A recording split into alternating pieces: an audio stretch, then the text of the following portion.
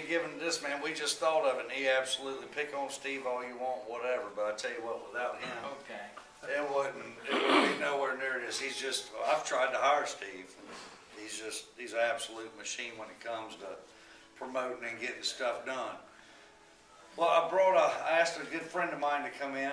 Some of you know him, some of you may not, but Mr. Denny with the FRA Fishermen's Rights Alliance. There's a lot of things going down right now that's happening with our government. They're telling us grouper season is getting ready to close up, and I guess that's what Larry was going to come in. But first, let's say everybody say a prayer for Larry. He's went in for a stress test, and they told him, said, well, going to the hospital, we're either going to put stents in or you're going to have some surgery done. So say a prayer that Larry will be okay. And so anyway, just keep him in your thoughts and prayers. It would be awesome. So he'll have a quick, speedy recovery, be out fishing real soon. But anyway, I guess we want to talk about grouper fishing. Well, our government scientists in their infinite wisdom have decided that there are no gag grouper out there. And buddy, I tell you what, from 16 feet to 200 feet, we're catching grouper. And I kid you not, solid 20 to 25 pounders all the way out. And it's absolutely nuts how many of them are out there. We did a TV show with the Ocean Conservancy a few years ago, and this crowd, they get quite a bit of money to do, I guess, like an assessment or a stock study, if you will, of the grouper. So they paid me and Michael money to go out and do this show with them. So we're like, yeah, okay, we'll take your money, we'll go. So we went out. They started out by saying that we didn't have any juvenile grouper in this area. So we went out with Captain Dan Berry. Well, Dan's like, okay. So we went to this one spot. We dropped down. Every grouper that we caught was 18 to 20 inches. Boom, boom, boom, boom, boom, boom, boom. Well, then they changed gears. So now this is back when the federal government closed grouper season. The state government told the federal government to pound sand, we're staying open. So the guise of this is that we had to do all of the fishing in state waters because they were wanting to prove that we didn't have the fish in state waters, that the federal government was right, this stuff needs to be shut out. So they said, well, you don't have any keeper grouper. Reel them up. We ran about 5 miles to the north. Dropped them down. Everything we pulled into boat was 24 to 26 inches. Boom, boom, boom, boom, boom. Well, then they changed gears again. So you don't have any of the big males. That's what we really need. We need the males because all these groupers, they start out in life as female. Then one of them will become dominant and then turn male. And that's what our rusty bellies are. They're the big males. Pull them up. We ran 15 miles to the south. We did not pull a fish in under 28 inches. I think the big one was 36. And so then they changed gears again. So we got to understand Tampa, St. Petersburg is on the right latitude for the grouper epicenter. I said, so you're telling me that my grouper are fine? He said, well, we're really concerned about the grouper on the fringes. So I'm like, well, our grouper's fine. Why don't you just leave them alone? So we get back to the dock. We start drinking beer. I asked him, I said, Terry Gibson was out with us. I said, Terry, if you went back and told the government that our grouper was fine, what would happen to your grant money? Would you get it? He said, probably not. I said, well, I'm going to tell you, standing here on the dock, you're full of shit. Excuse my language. And that's all it is. It's all over $1. And don't let anybody kid you. That's what our gag grouper is stronger than I have ever seen it. There's no reason. And if they were in trouble, then why is it now our commercial fleet, they're allowed a certain amount of pounds. Say you're allowed to catch 1,000 pounds, you're allowed to, whatever it may be. But you can catch them year round. You pick when you want to go catch them. Now, if our fishery was in trouble, doesn't it make sense that they would close it when they were spawning? You know? I mean, am I wrong, Dan? No, you're dead right. And it just absolutely makes no sense. And there's some things like with the, there's another thing coming up to where they're wanting to change it and make the breakaway jig illegal at Boca Grande Pass because they're deeming it as a snagging device. And I'll tell you, it doesn't matter to me which side of the fence you're on, whether you're saying they're snagging them, they're not, it makes no difference. When we let our legislators start making gear regulations, that's when it was said, well, you know, every jig's really intended to snag them. So we need to do away with all jigs and all artificials, and that's something we need to stop. There's a lot of things that are coming down the pipe that are just it's absolutely ludicrous. Sam Walton's family, Walmart's, have spent $16 million. Is that right? Last year alone. Last year alone, they spent $16 million for sector separation.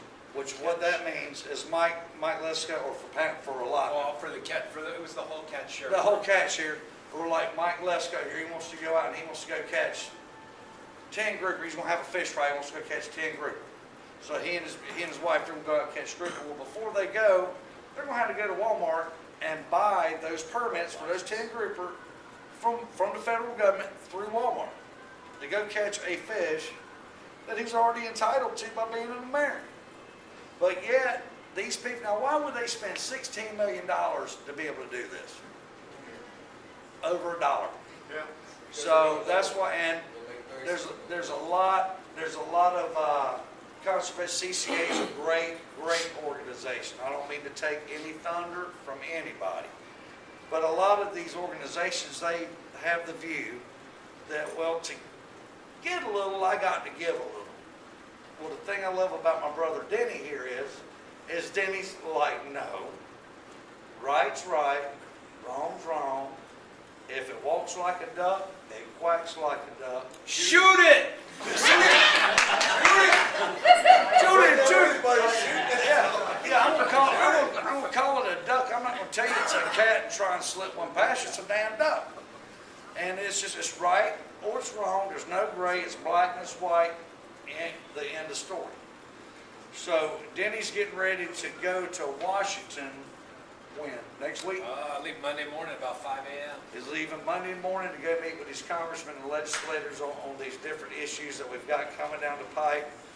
One of them, Denny thinks that he can get now our American red snapper. How long is that going to be this year? 21 days right now or 40 days? It all depends. The state of Florida says 44. The federal government says federal water is 27 or less, but we're not done yet. And then gag, we got how many days of gag season we got this year? The federal government wants to give us about right around 95, and the state of Florida said, no, we're going until December 1st, don't care what you say. All right. Well, Denny's of the opinion that he can get us 6 months of red snapper and 10 months of gag, right? He's of the opinion he can do that. The FRA is the one that got you your 4 red grouper back after they took them away. Denny sued them, sued the federal government and made them knuckle under. Well, they had all these people say, yeah, we're going to give you money for it, we're going to give you money. After Denny did it, thanks Denny, appreciate it, see you, bye. Well, Denny's doing a lot of this out of his own pocketbook, so I'm urging you, if you're not a member of the FRA, what is it, 25, 50 bucks? Well, you got different $1,000. memberships, 35, 70, 50, 100, we'll take $5,000, $10,000, whatever you got. So we'll put it all to good use because we buy liquor and women for Congress, and that's what really, no, I jest. In all seriousness, like Billy said, last year, the Walton Family Foundation alone spent $16 million on catch shares. They're not the only institutional investors who are looking for a place to park their money to get a good return on something new. So the whole idea behind catch shares, commercial and recreational, is to take our fisheries to the stock market. They put the squeeze play on it first. Take out a lot of the players, get it down to a few, get a few greedy players involved. Those are the leaders, they take the bait. Right now, the red snapper fishery in the Gulf of Mexico, the commercial fishery, which was promised, the catch share program was only going to be owned by the fishermen. Couldn't own shares if you weren't a fisherman. 67% of those shares are owned by non-fishermen right now. And they just passed, they were supposed to keep that for 5 years. They kept it for 4. And last year, $16 million were spent just by Walmart on that. 8 million of them in the recreational sector, right here in the Gulf, pushing something called sector separation with the end game towards talking you guys into fishing is so bad, you're so desperate, you can get 10 days of red snapper. Wouldn't it be cool if you could go down to the store and buy a red snapper stamp and go fish it whenever you want? That's what they want you. They want you on your knees to buy that. And then once you buy into that, you watch how many fish there really are. There already are. We've seen the gags, we've seen the red snapper, and just so you guys know, I don't just go and complain. We offer solutions. In the past 11 years, I've spent 25 weeks of my time sitting on stock assessments. I sat on all the gag grouper stock assessments, and I got to tell you, that's some hard stuff to sit through. You know, an entire week of listening to scientists talk about models and equations, and you have to be awake enough to go, no, the average discard is not 21 and a half inches. Because the scientist thinks, well, if you threw it back, it was probably a half-inch undersized, we'll use that. Times 4 million thrown back gag grouper. Guess what that does to a stock assessment? So just being involved in that, and I've seen all the nuances of it. I know what they kind of need, and quite honestly, our fish are in great shape, and what's been used to throttle us back is this thing called uncertainty. And Roy Crabtree told me to my face, because I am, out of everybody in the entire fisheries management process, I am the one person that man just despises seeing showing up. I ruin his day when I walk in the room. And that kind of makes mine, because I don't exactly make a lot of money doing this. Not to interrupt you, but Michael went to, they had a school just to show how they came up with these assessments and the science and everything. And he said, yeah, Mike Anderson, my partner, he said that in a 6-hour session, he heard the word uncertainty. Well, we've got this and we're uncertain about this. We're uncertain. Now, all of this is pertaining on how they're gathering this data in a 6-hour session. He said there was a captain from Naples, and they noticed the day before that they were saying this word uncertainty like 81 times in 6 hours. Uncertainty.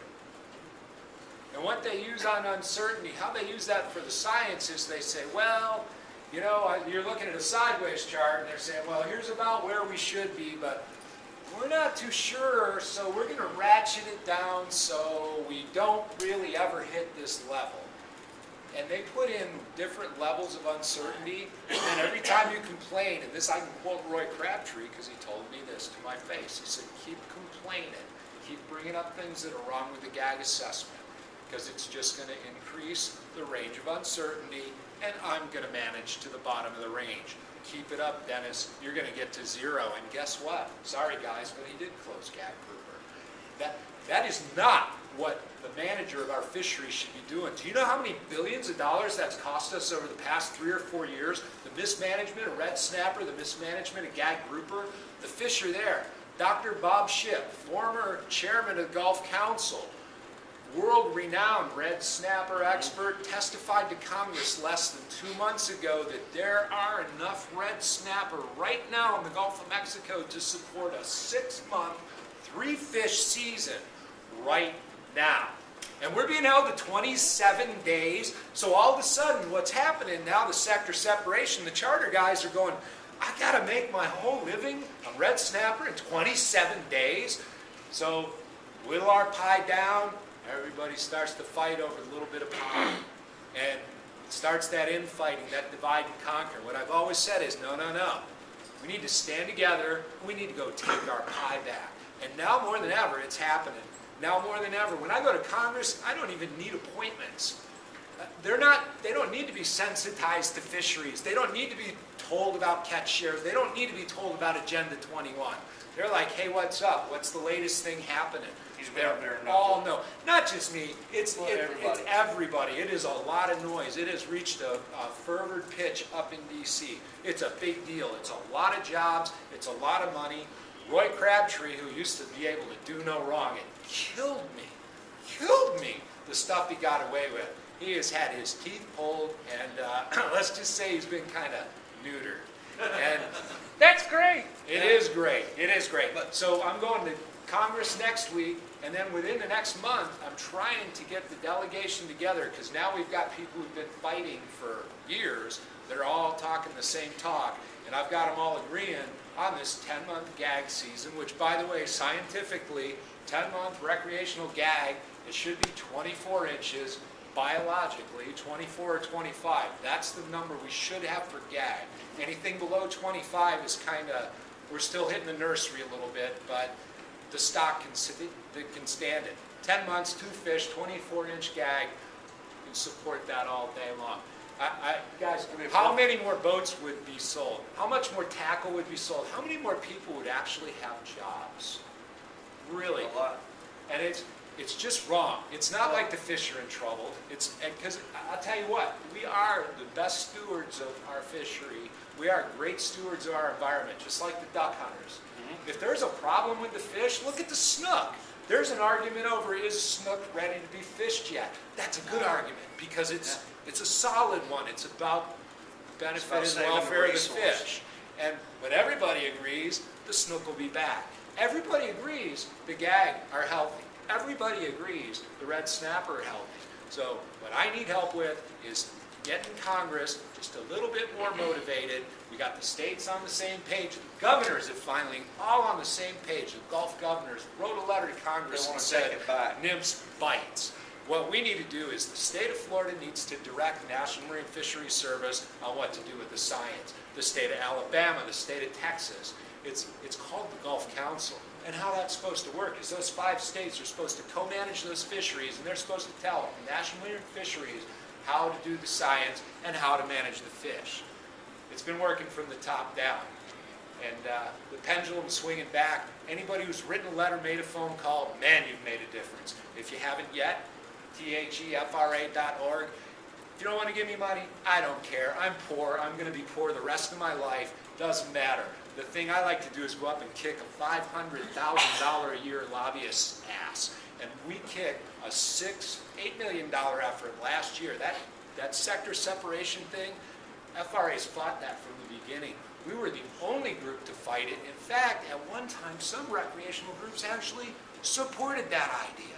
We fought it all along. It's been wrong all along. And like Billy said, if it's right, it's right. If it's wrong, it's wrong. I don't care about the money. I care about the fish. I care about our access to the fishery. And I care about making sure that our rights are maintained. We have a right to a soundly managed fishery and our access.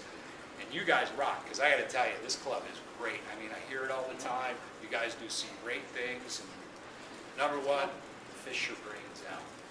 One thing I'd like to say, what Dennis was saying, once the Walmarts of the world and Wall Street finds out that there's gold and then there are waves in the Gulf, they're going to be coming inshore after your fish next.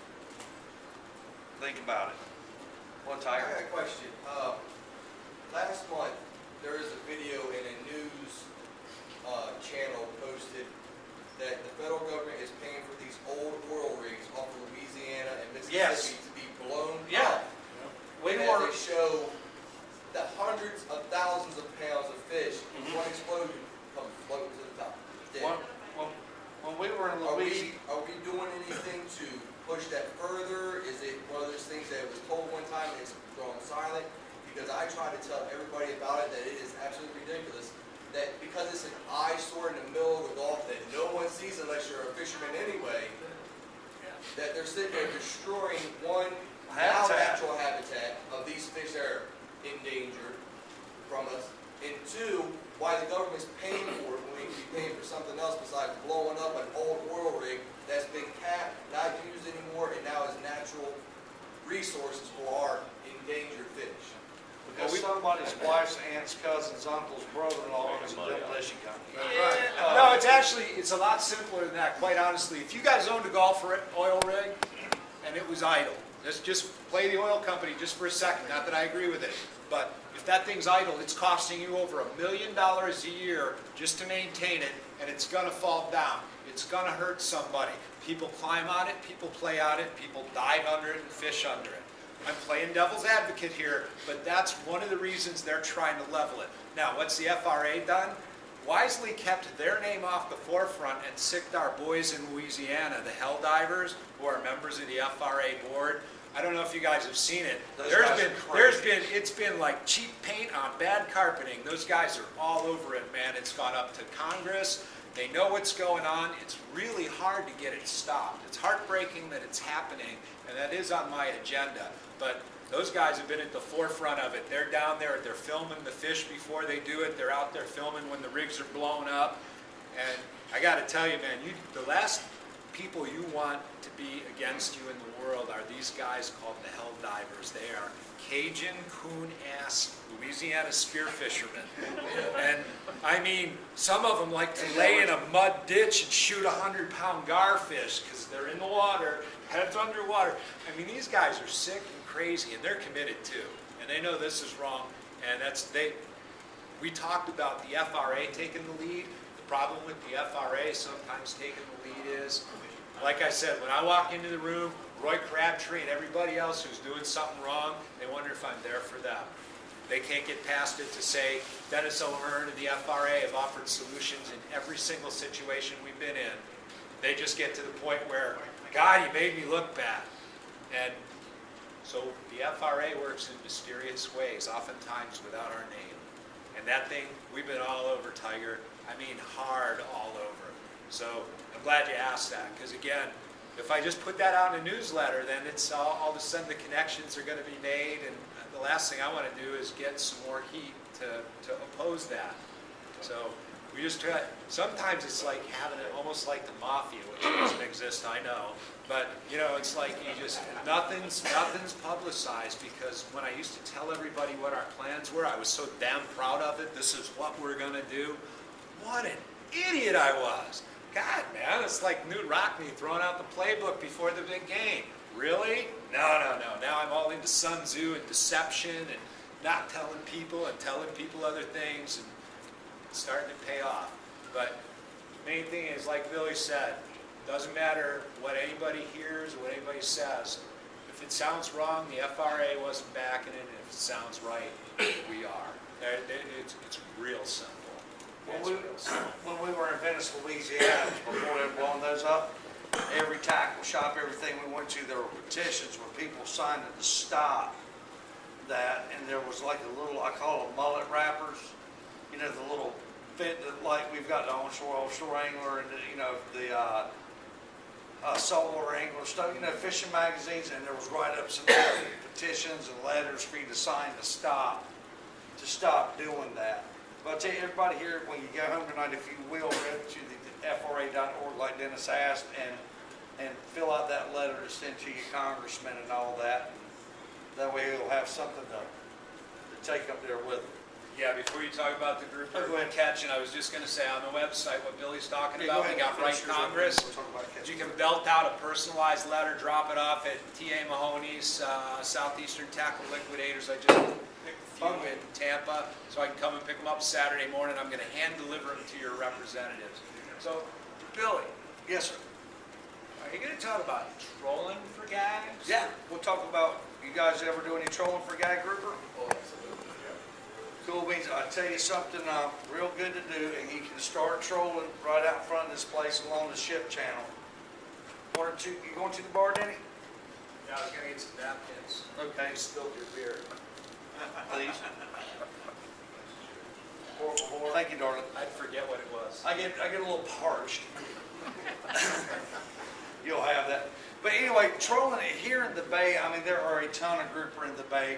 There's 2 or 3 ways you can do it. One good way to do it is to stretch 25s. I like the 25 plus mirror lures. And what you want to use is 50-pound braid or 65-pound braid. About, I don't know, about like so, of a 100-pound leader.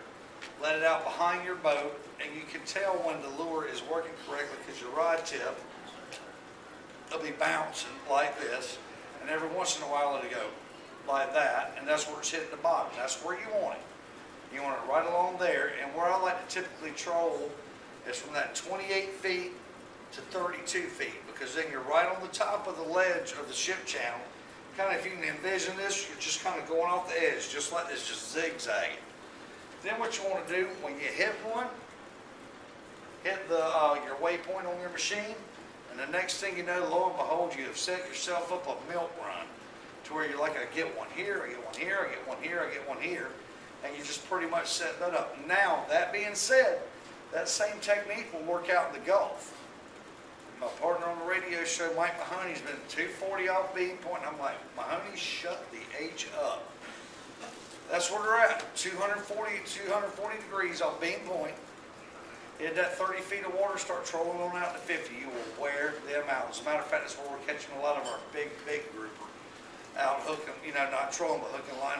Another way that you can get these groupers is take a number 3 or a number 2 planer, put it behind the boat, get a 4 ounce, like a mission fishing jig head, that big long curly tail, and put that on about, I don't know, about me to you behind the leader, behind the planer, and drag that. You can also drag the bomber long eggs, and they work really well. You'll get some shorts in that. The one thing that I have found that I have never, ever caught a short grouper on is I'll take that number 3 planer, I will run 10 feet, I'll come off of the planer with a ball bearing snap swivel, like the Snappers. I think they're about $4 a piece.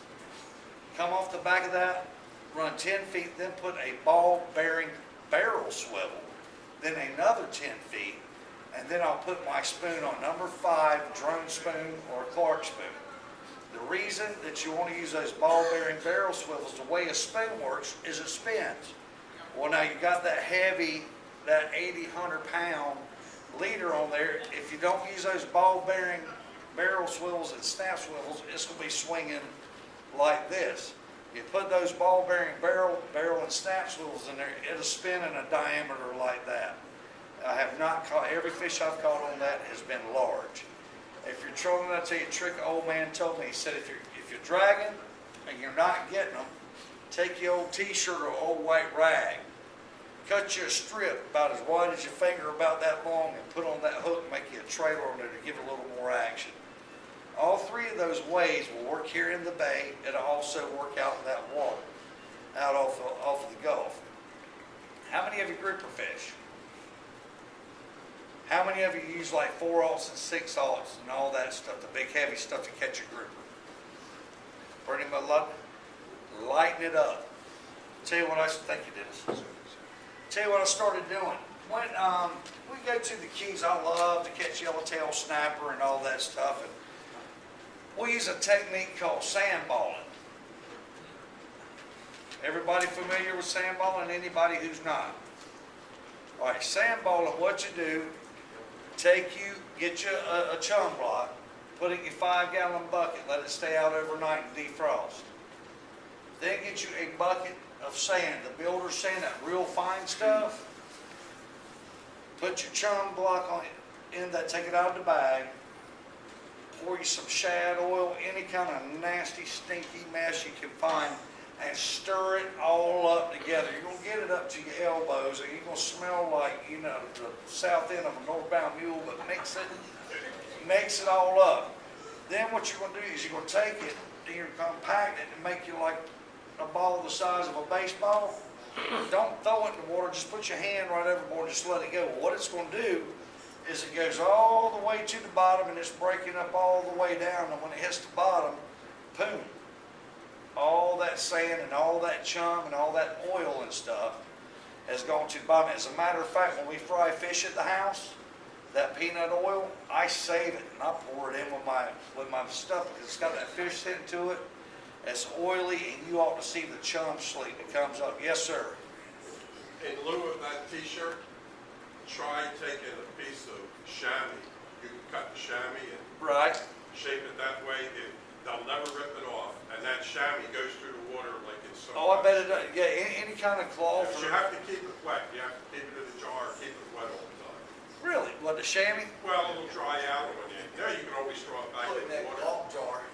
Yeah. Yeah, exactly. Put it in that gulp jar. There you go.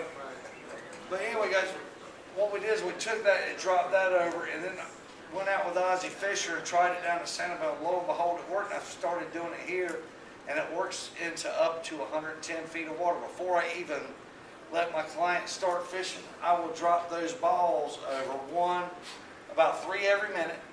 I'll drop them over. I got my well full of pilchards and pinfish, and I'll just throw them some freebies. Just throw them over and watch that machine. It'll go from a show like this to that whole screen will be full.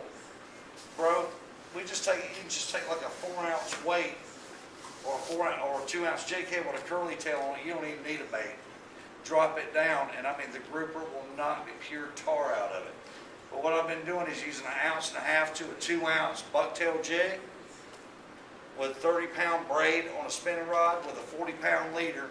Hook that pinfish right underneath the chin on that bucktail jig, and you can whip their butts a lot easier with that lighter tackle than you can with the heavier stuff. I don't know why we don't get hung up in the rocks as bad, and our catch ratios have gone up.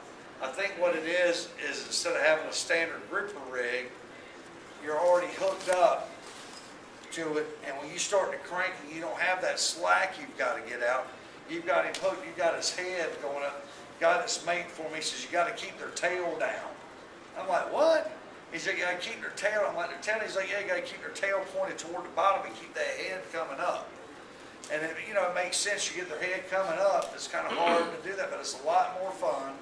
It's like, and a lot of times you'll get that hit and you'll miss, you start to reel and you miss it. But with that bucktail, a lot of times you can just open your bail up, let that bucktail with the hair go to the bottom, and it blouses out like that, and you'll get that bite right away and you'll get them.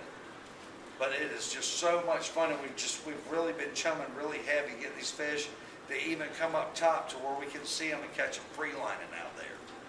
That being said, we were out, there's a bunch of tuna out there right now, the permit are here, the tarpon are here. It's just, when you go fish, it's more or less, what do you want to catch? So that's about it. I mean, it's just absolute, but try that light tackle stuff. It really, really works, and I'm not kidding you when I tell you that these gags are present from 16 feet to 200 feet. They're absolutely, absolutely everywhere. We're even catching red grouper in 40 feet of water, which is not that far out. And we've been getting American red snapper in as close as 45 feet, which traditionally was a 90 feet plus fish, but they have moved that close in. And something a lot of folks don't know, when you're out fishing and you hit the federal waters, you are allowed 1.5 pounds of meat, or filleted meat, for consumption while you're out there. Don't make the mistake and bring it in. You got to eat it while you're out there. So whenever we go offshore, always make sure you got about 6 so limes, some cilantro, some onion chopped up, some tomato, and just take that fish, fillet it, slice it, put that juice on it, make some ceviche out there. Tiger can, it don't get no better, does it? And the area's kind of gray on what kind of fish you can have. It doesn't really say that the fish has to be in season for you to take it. So you can have you some American red snapper, some scamp, and some, it's really, really, really tasty. Anybody have a question on grouper fishing or? Any fishing. Any fishing. Y'all got a mackerel tournament coming up? Yes, sir. Do you use the butterfly jigs? I do. They work really well, but I'm telling you, I'm a fan of that bucktail and doing. I mean that. A lot cheaper. Huh? Oh yeah, it is. I mean, you can get the bucktails pretty dang well. I like that Spro bucktail and the pumpkin jig one now. Dave Blanchard, he sent me some that were just a standard bucktail, and then he sent me the bucktail that's got the mylar strip in it, that real flashy stuff. The mylar strip outperforms 2 to 1 over the standard bucktail. But I tell you, I'm sold, absolutely sold on that sandball. I don't put a chum block out anymore. I'll take me 2 or 3 chum blocks and thaw them out the night before, and on the way out, I'm back there mixing them up. And it just, try it. I swear to God, you will not be disappointed. And on the snapper, oh my God. I have a silly question. Do you make it as you do it, or do you have No, it made? what I do, I've heard of people doing that, freezing their balls in the freezer. Well, that didn't sound right. That's a wintertime sport. All right, Mr. Terry. But no, they'll take it and freeze them and then just throw them over frozen. But what I do is I just make a bucket of it up, and then I just make, as I'm going. Yes, you might need to add some water to it to get it to stick. But I mean, it smells and it makes a mess, but it is really, really well worth it. And the other good thing about those sandballs, if you have them good and chummed up, it'll keep the small ones that are closer to the top away from your bait and let it sink down to where the bigger fish are, and that's why you'll get more bigger fish, because it lets all the lower fish, it just passes them right by. That's what the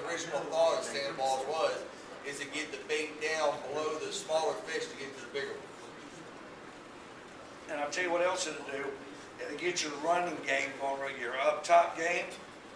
It will put a chum slick out like you would not believe. Last time, went out there and did it, we had kingfish as far as the eye could see, just skyrocketing back there in that chum slick that we had going. What color spoon do you pull it? What color?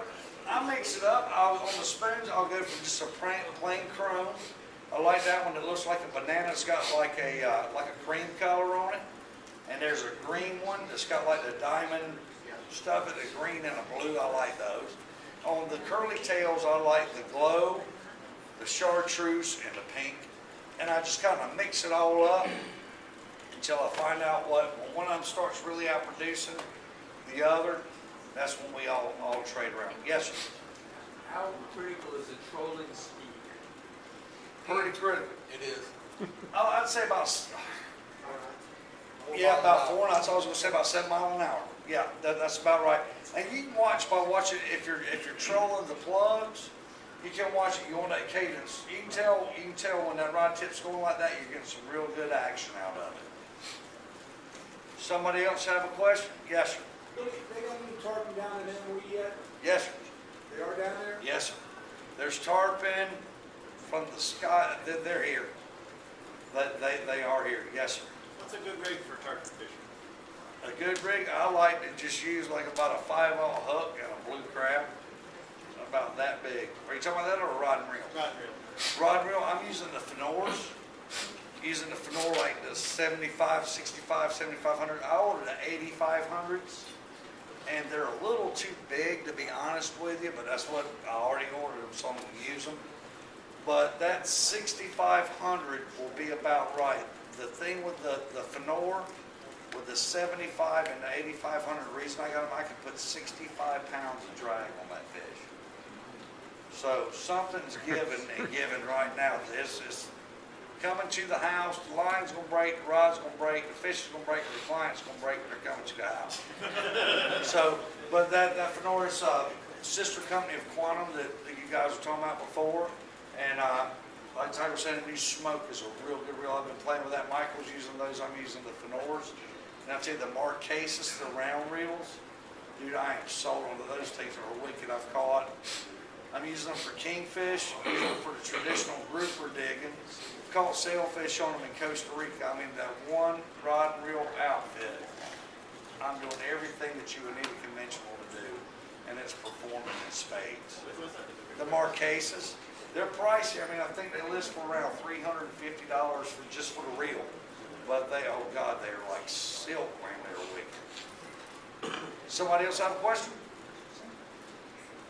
Yes. Hey, you were talking about mackerel fishing. Yeah.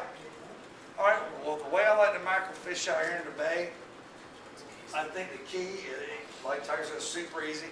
You need that water to be running pretty good. Go get you a bunch of sardines, live bait. Or if you don't want to do that, you can troll for them. But if you want to anchor up and get them, what I like to do is I use that double long shank hook. You can get them like a Southeastern or Mahoney's. It's got a real, you can use wire, but you don't quite get the strikes that you get just using that long shank hook. And I'll put it on like a 40-pound leader. I'll put some out under a cork or just let it run into current. And I'll just sit there and take those big threadies you get. I'll sit there with a pair of scissors and just cut chunks up. I'll put a chum block out and just start throwing that stuff out there, throw some freebies out. And any one of these range markers out here, you will absolutely wear them out. Or just look for the birds. I mean, they're all over the place. And you can troll a alt planer, just that itty bitty planer, or like a 3-ounce trolling weight. Put a double alt and an alt Clark spoon back behind it on a, say, 30-pound leader. Let it out about 15 feet. And just troll and you'll catch them. Yes, sir. That TMC 9395 is 4 extra long.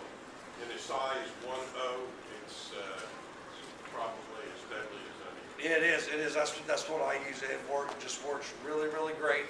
And if you use that hook that he just gave you, I can't remember. What was the number again? 9395. 93.95. You'll get more hits on that than you will if you tie like a little piece of wire to it. You had a question? Is that the reactor watch? Yes, it is. Who's that one? Yeah, this thing right here, I tell you what, buddy, if somebody gets after you, you smoke them with this thing, they ain't getting up. Feel how heavy that thing is. Oh, yeah. But it's got a... Yeah, right. Yeah, take it off, pass it around. This thing coming off my wrist. This is my anniversary present. Yeah. But it's got like a 10-year battery, 10-year warranty on it. It's a good watch. I noticed when I take it off my arm, it keeps wanting to fly. It is. It's like working out, right? It is. It's a good. How many of you guys ever seen the Spanish mackerel all schooled up and busting on bait? And sit there and go, man, I wish I could catch those. And they're hard as bejesus to catch.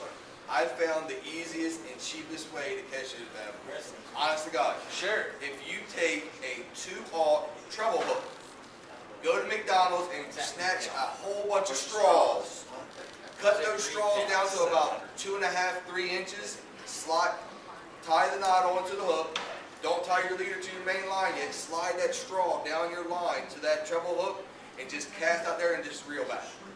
And they'll smoke it every time. Do you know what lure was invented by that principle?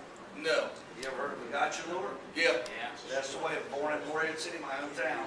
That's what the gotcha lure was from, was a McDonald's or Hardee's there. There was a Hardee's straw against that hook with a 1/4 ounce egg sandwich. And that's what it was. That's how the gotcha plug was in there. And you'll go through those straws like there's no tomorrow. They like the yellow and the red. Yeah. Yep. Yeah, it has to be the yellow and the red. He ain't lying to you. It is insane. Anybody else have a question? Well, please do me a favor. If you're not a member of the FRA, please join it. There's power in our numbers. And if you will fill those letters out for Dennis to carry up there, it will make a difference.